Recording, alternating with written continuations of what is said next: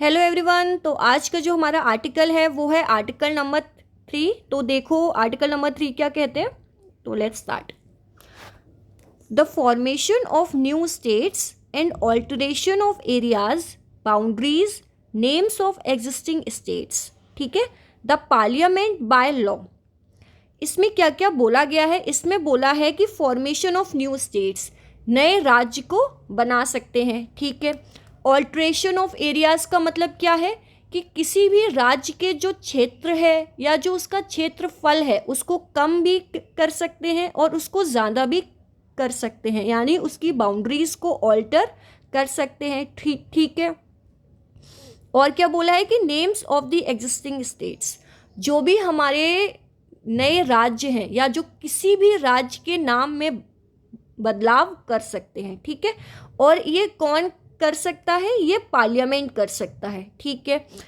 Point A देखो, form a new state by separation of territory from any state or by uniting two or more states or parts of states or by uniting any territory to a part of any state. हमने बोला था ना कि formation of new states, तो वो formation जो है वो किस तरह से हो सकता है कि जो टेरिटरी है, यानी कोई भी स्टेट है जो उसकी टेरिटरी है उसको अलग कर सकते हैं, या एक या दो स्टेट को आपस में मिला सकते हैं, या कुछ स्टेट का और कुछ टेरिटरी का पार्ट आपस में मिला के एक नया स्टेट भी फॉर्म कर सकते हैं। ठीक है। सेकंड बी पॉइंट क्या है हमारा? Increase the area of any state. किसी भी राज्य का जो एरिया है, जो उसका क्षेत्र है, उसको ज़्यादा कर सकते हैं। ठीक है। Diminish the area of any state, किसी भी राज्य के क्षेत्र को हम कम कर सकते हैं। D alter the boundaries of any state, किसी भी राज्य का जो क्षेत्रफल या जो भी किसी भी राज्य की जो सीमा है, बाउंड्रीज यानी जो सीमा है, उसको हम घटा भी सकते हैं और उसको हम ज़्यादा भी कर सकते हैं। ठीक है। We can alter. Number E क्या है? Alter the name of any state, किसी भी राज्य का नाम में ऑल्टर कर सकते हैं, बदलाव ला सकते हैं। ठीक है। अब क्या लिखा है नीचे कि provided that no bill for the purpose shall be introduced in either house of parliament except on the recommendation of the president। President के रिकमेंडेशन के बिना कोई भी बिल आप पार्लियामेंट में इंट्रोड्यूस नहीं कर सकते। तो किसी भी बिल को पार्लियामेंट में इंट्रोड्यूस होने के लिए it should be introduced in the parliament only with the prior recommendation of the president and unless where the proposal contained in the bill affects the area, boundary or name of any states, the bill has been referred by the president to the legislature of the state for expressing its views thereon within such period as may be specified in the reference or within such further period as the president may allow, and the president so specified or allowed has expired explanation 1 in this article। अच्छा ठीक है, has expired. यहाँ तक देखो, इसका मतलब क्या हुआ कि जो मैंने अभी ये लाइन रीड की है, ये हमने लाइन ये की है कि अगर कोई भी बिल इंट्रोड्यूस हो रहा है, ठीक है, कहाँ पे? पार्लियामेंट में। तो पार्लियामेंट यानी in either house of the parliament, ये कहीं पे भी इंट्रोड्यूस हो सकता है। ठीक है। लोकसभा में भी इंट्रोड्यूस हो सकता है, राज्यसभा में भी इंट्रोड्यूस हो सकता है। ठीक है। But it will introduced only with the prior recommendation of the president, कि प्रेसिडेंट के पहले रिकमेंड किए बिना ये बिल इंट्रोड्यूस नहीं हो सकता। ठीक है। Of president. सेकेंड थिंग क्या है? पहला पॉइंट ये हो गया। सेकेंड पॉइंट क्या है कि अगर जो ये बिल है, इफ इट कंटेन्स, अगर इसमें तुम्हारे पास किसी भी राज्य का, किसी राज्य यानी स्टेट की एरिया में अगर चेंज होना हो, बाउंड्री में चेंज होना हो, ठीक है, या उसके नेम में चेंज होना हो, इनमें कोई भी चेंज होना हो, तो जो प्रेसिडेंट है वो ये बिल, ठीक है, स्टेट लेजिस्लेचर को देगा, यानी it will send the bill to the state legislature, ठीक है, फॉर देयर व्यूज, उनके व्यूज के लिए। और वो स्टेट लेजिस्लेचर से बोलेगा कि आपके पास एक स्पेसिफाइड टाइम लिमिट है, आप इस स्पेसिफाइड टाइम लिमिट के अंदर अपने व्यूज हम लोगों को यानी पार्लियामेंट में दे दो, ठीक है। अगर स्टेट तुम्हारा इस स्पेसिफाइड टाइम लिमिट में अपने व्यूज दे देता है या स्टेट इस स्पेसिफाइड टाइम लिमिट में अपने व्यूज नहीं देता है, इस पर इस बिल पे कोई अफेक्ट नहीं होगा। जो प्रेसिडेंट है ही मे, द प्रेसिडेंट और द पार्लियामेंट, चलो ठीक है, अब ये तीसरा पॉइंट लिखो कि द प्रेसिडेंट और पार्लियामेंट इज नॉट बाउंड, ठीक है, बाय द व्यूज ऑफ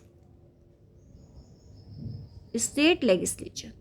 यानी स्टेट लेजिस्लेचर अपना इस स्पेसिफाइड टाइम लिमिट में अपने व्यूज दे भी अगर देता है तो भी जो तुम्हारा प्रेसिडेंट है हमारा और जो पार्लियामेंट है वो बाउंड नहीं है, वो चाहे तो उसके व्यूज को एक्सेप्ट कर सकती है और चाहे तो उसके व्यूज को एक्सेप्ट नहीं कर सकती। तो ये तो तब हो गया ना जब कोई भी अगर हमारा बिल है वो किसी स्टेट से रिलेटेड है, लेकिन अगर सपोज जो बिल है वो किसी यूटी से रिलेटेड होगा तो क्या होगा, तो उसके स्टेट लेजिस्लेचर में वो बिल भेजने की कोई नीड नहीं है। जो पार्लियामेंट है, parliament can alone take action, ठीक है, अगर यूटीज की बात होती है तो। इतना समझ आ गया सब लोगों को। पांचवा पॉइंट आपके पास क्या है कि जो ये बिल है, ठीक है, जो ये बिल इंट्रोड्यूस हुआ है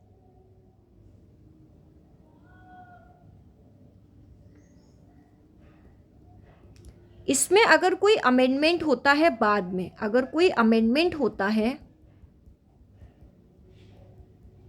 बाद में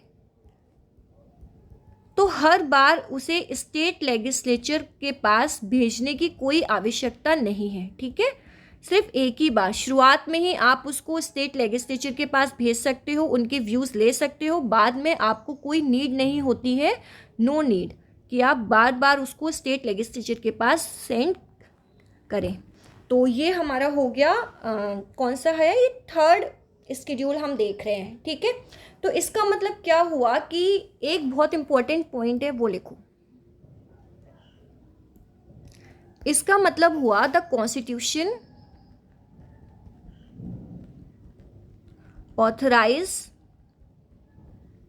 authorizes the parliament to form new state or to make any changes in the political map of India, ठीक है। कि सोल अथॉरिटी कौन है, सोल अथॉरिटी आपके पास पार्लियामेंट है, सॉरी, ठीक है, पार्लियामेंट आपकी सोल अथॉरिटी है, ठीक है।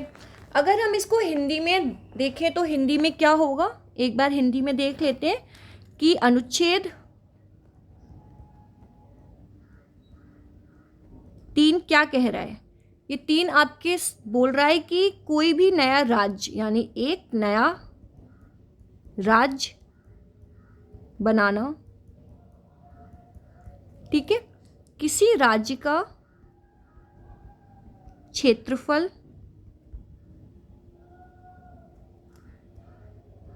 ज्यादा करो, किसी राज्य का क्षेत्रफल कम करना, किसी राज्य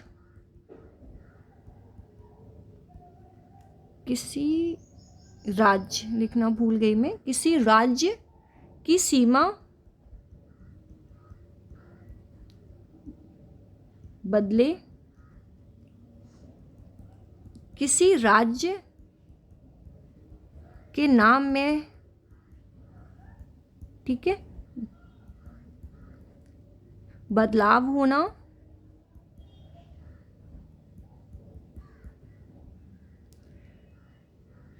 संयुक्त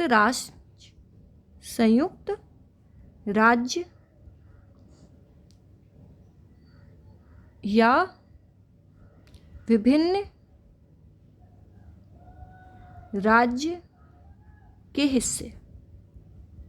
तो ये कौन कर सकता है?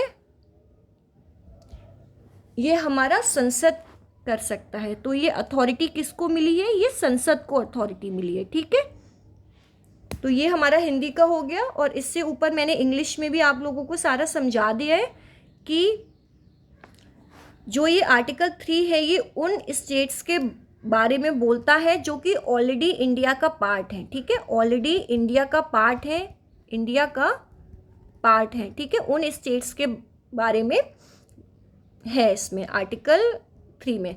और जो हमने देखा था आर्टिकल सेकंड में वो एरिया, वो स्टेट्स हैं या वो एरियाज होंगे जो कि हमारा इंडिया का पार्ट नहीं है और जिनको हम एज इन एक्वायर्ड होंगे इंडिया में, तो वो आर्टिकल 2 में मेंशन है।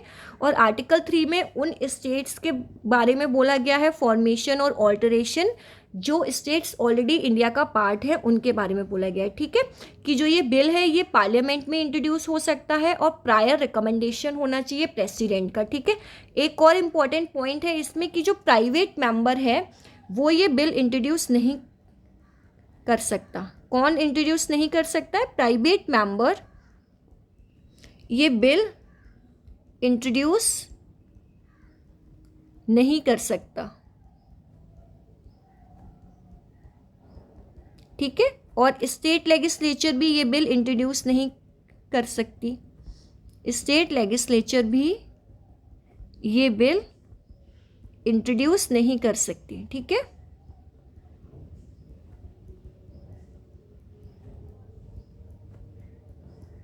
तो ये हमारा था आर्टिकल 3 जो आज पूरा कंप्लीट हो गया है। अगर आप लोगों को इसमें कोई डाउट है तो आप लोग मुझसे पूछ सकते हैं। ठीक है।